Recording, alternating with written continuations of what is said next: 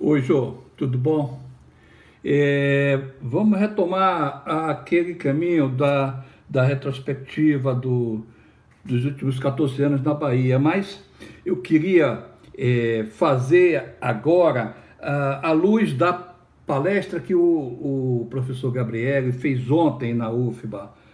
A Escola de Economia da UFBA tem o Núcleo de Estudos Conjunturais, coordenado pelo professor Wallace, mas o nosso querido professor André Girardi ontem teve uma participação importante, inclusive ao convidar o seu amigo Sérgio Gabriele para fazer uma palestra sobre a transição democrática conjuntural, mas cuidando da pandemia e os seus impactos sobre a transição energética da Internacional, Brasil e Bahia. Foi muito bacana. Ele fez um quadro, ele deu uma visão panorâmica, muito abrangente da situação do mercado global de energia. A energia tem que ser pensada globalmente, porque os grandes players traçam suas estratégias em uma escala continental, né? Esse é o mundo das coisas grandes, né?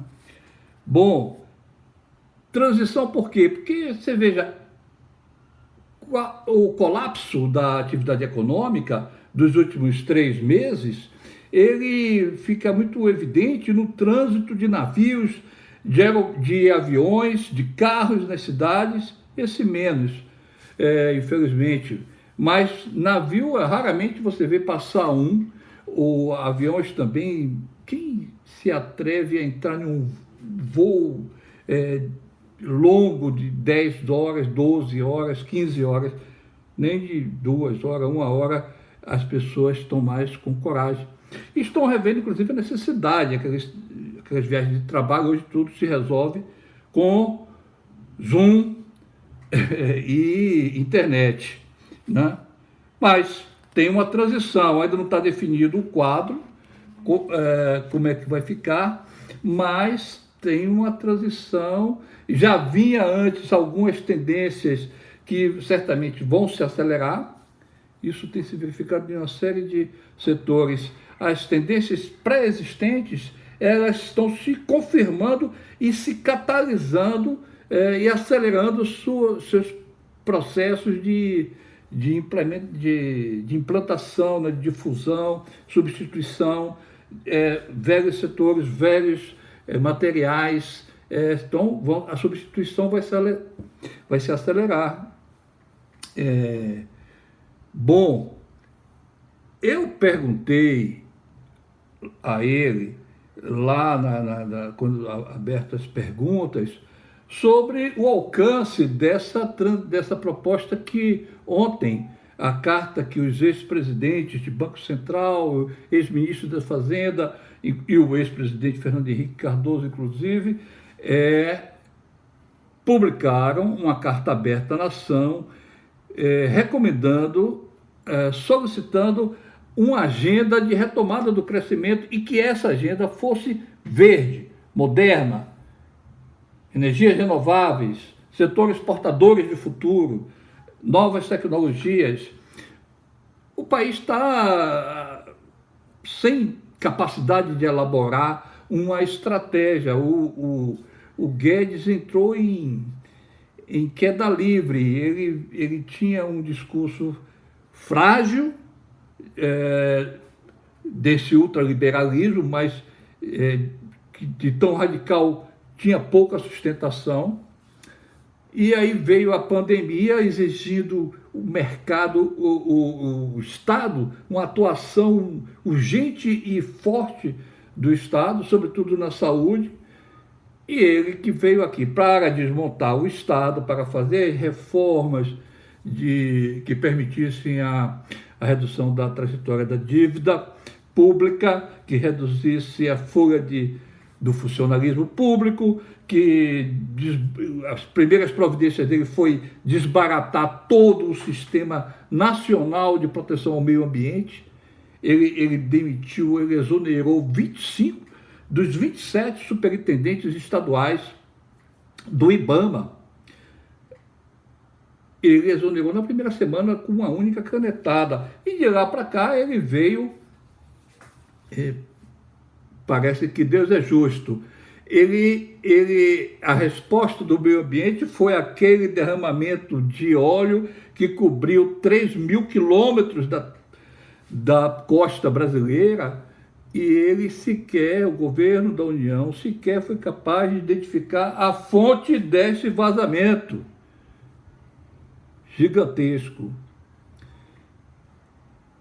E logo depois teve as queimadas, quando a boiada atravessou o rio, como disse esse ministro aí, esse advogado esperto que está lá no Ministério do Meio Ambiente, vamos passar a boiada, e a boiada passou, houve um desmatamento, uma aceleração do desmatamento na supressão de florestas, de vegetação acelerado, e toda a Amazônia, todas aquelas fronteiras do Mato Piba, as queimadas campearam, o faroeste ficou livre para matar índio, livre para matar fiscal do IBAMA, era recebida a bala, era o tempo do mito. Recebia fiscal do IBAMA, ele próprio exonerou aquele fiscal que multou ele porque estava pescando lá em uma área de proteção lá no Rio de Janeiro. O país está vivendo essas tragédias seríssimas com um presidente que parece o Forrest Gump. Ele tropeçou e caiu sentado lá no Palácio do Planalto e disseram: você é o presidente. E ele está se comportando como tal. Mas, depois das queimadas da Amazônia, depois do super vazamento de óleo, veio a pandemia. E aí, hoje eu vi o governador de São Paulo, com o secretário da Saúde e prefeitos. O secretário da Saúde usou uma figura de linguagem muito violenta. Ele disse que a quantidade de mortos equivale a um Boeing caindo por dia. Você sabe que esse negócio é arrasador, né? Você sabe que quando cai um avião com 300, 500 pessoas, o impacto disso vai acontecendo, se espraiando em ondas devastadoras. Muito bem, agora morrem 1.200 pessoas por dia no Brasil. Boa parte disso poderia ser evitada. Não tudo. A pandemia é uma tragédia para o mundo todo, mas muitos países mostraram que, agindo preventivamente, você conseguia mitigar, controlar, atenuar o impacto da epidemia. Bom, mas eu quero voltar depois a esse assunto, porque acho que tem importância para a discussão das políticas públicas de saúde, em particular, para a Bahia e para o Nordeste. Mas eu quero ficar ainda numa escala de Nordeste, de Brasil, falar da economia regional, porque eu tenho a impressão de que, dado esse vazio do governo da União, e considerando que a Casa das Garças, que é o think tank do PSDB, que reúne essas pessoas que assinaram a carta pedindo uma retomada verde, claro, pessoas brilhantes, Armínio Fraga, Fernando Henrique Cardoso, o Pécio Arida, o Gustavo Franco, Mônica De Bolle, também, em alguma medida, ela está lá em Washington, mas ela foi diretora técnica da Casa das Garças, e outros, tanto que eu não vou citar aqui agora todos, tá? Bom, é tomada verde. Eu acho sim que tem que ser considerado. Tá? O Gabriel, ele é, nesse aspecto, surpreendentemente conservador, porque como ele tem muita consciência da inércia que tem a economia do petróleo, ele sabe que vai levar ainda 50, 60 anos queimando carbono. Tem a mudança climática, tem o aquecimento global, pedindo cada vez mais, e o vírus é parte desse fenômeno da mudança climática, porque, como disse Cissa, de 2003 para cá já teve 8 vírus, corona, dessa sequência de vírus. Ou seja, virão ainda mais 8 vírus, diferentes desse Covid-19. Então, o sistema social tem que estar preparado para essa realidade que é inexorável. Você não pode supor que a curva acaba nesse ponto aqui que nós estamos, não é isso? Mas o Gabriel falou muito da inclusão energética, porque hoje o mundo ainda é tão desigual, tem tanta pobreza no mundo, que tem muita gente queimando madeira para fazer comida, para gente passando frio porque não tem gás, porque não tem...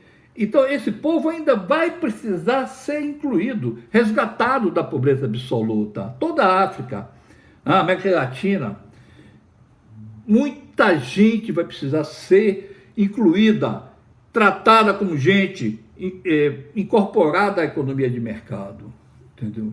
E isso vai, inexoravelmente, aumentar o consumo de petróleo.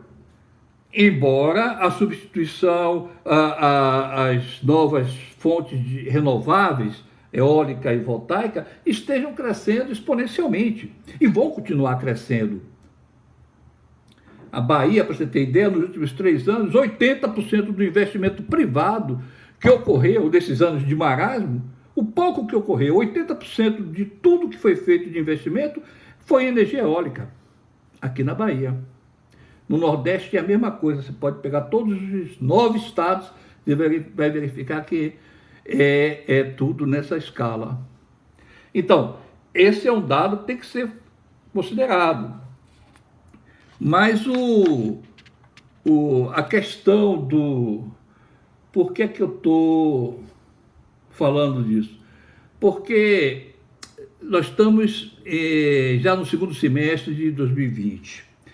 Em 2022, outubro, nós vamos ter campanha presidencial. Agora, em outubro, daqui a 2 meses e meio, vai ter campanha presidencial nos Estados Unidos. As pesquisas hoje indicam a vitória do Biden. O Trump vai ser defenestrado. Isso tudo vai ter impactos no Brasil enormes, porque muda a agenda nos Estados Unidos. Vai voltar o Obamacare a ser porque era a bandeira, a proposta do senador Sanders, que foi incluído na plataforma do Biden, do candidato Biden dos democratas. Então, é do governo que provavelmente vencerá a pretensão de criar um sistema público de saúde à semelhança do nosso SUS para os Estados Unidos lá, que chamam Obamacare. Então, isso vai ter impacto muito grande aqui. E esse obscurantismo que hoje é desorientado, que é um obscurantismo subalterno, que hoje nós estamos experimentando essa humilhação perante o mundo de ter um presidente que é misântropo, homófobo, racista, e burro e ignorante, porra. Tudo isso, porra, em um cara só, entendeu? E ele é o nosso presidente, eleito pela maioria dos brasileiros.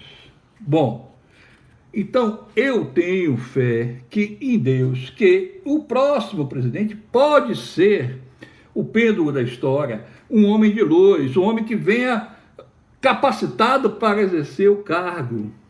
São poucos, dada essa confusão que é a dinâmica da esfera política, são poucos os nomes no campo progressista, no campo da esquerda, no campo daqueles que pretendem o avanço social. Né, tem do lado de cá, o pessoal o Dória de São Paulo é um homem ladino, é um empresário marqueteiro que sabe se vender fez um secretariado com o que tinha de melhor do rebotalho do ex-governo de Fernando Henrique. Rebotalho não é a palavra, foi infeliz, porque as pessoas são realmente quadros muito qualificados. O Meirelles e muitos outros. Mas a Bahia, o Nordeste, tem a possibilidade de fazer uma candidatura. Porque eu acho que a preferência é do candidato do PT de São Paulo, o Fernando Haddad. O professor Haddad, ele é um homem que preenche perfeitamente esses requisitos. Mas as coisas mudam, muitas coisas acontecem. Se não for, né, temos que pensar outras possibilidades.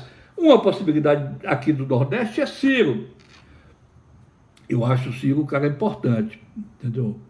Ele é muito preparado, tem muita experiência política, muita vivência.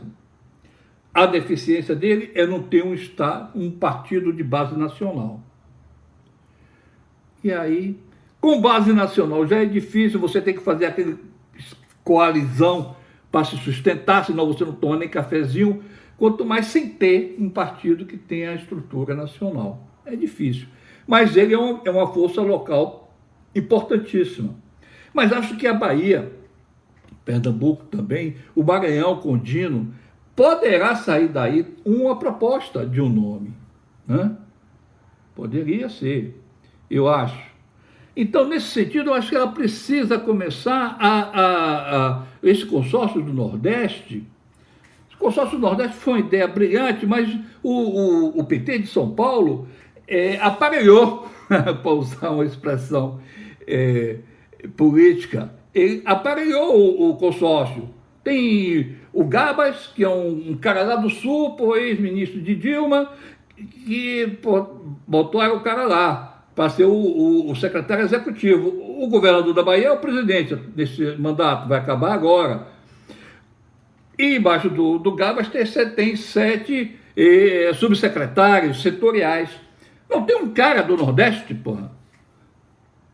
Depois criaram uns conselhos consultivos lá que botaram alguns professores, alguns caras do Nordeste. Mas espera aí, porra, entendeu? Essa coisa do PT em São Paulo é um problema, porque o PT, hoje a base política dele é aqui. Voto ele tem no Nordeste. No Sul ele não tem, entendeu?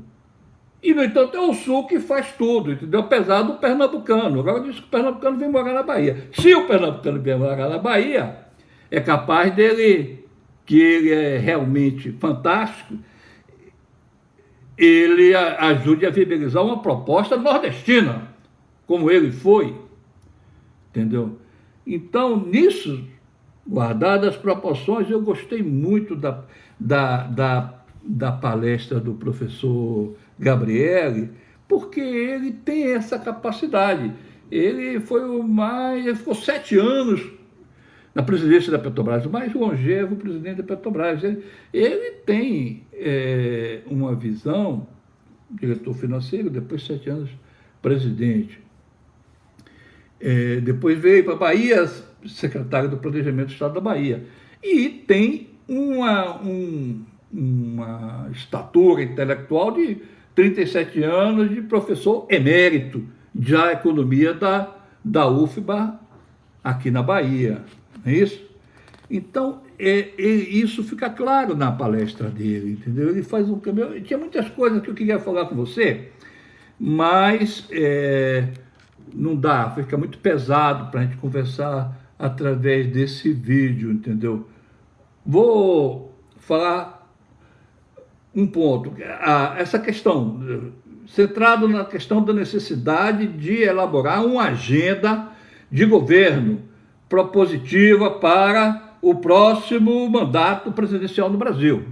Então, a questão, renda básica, fundamental. Nós temos hoje,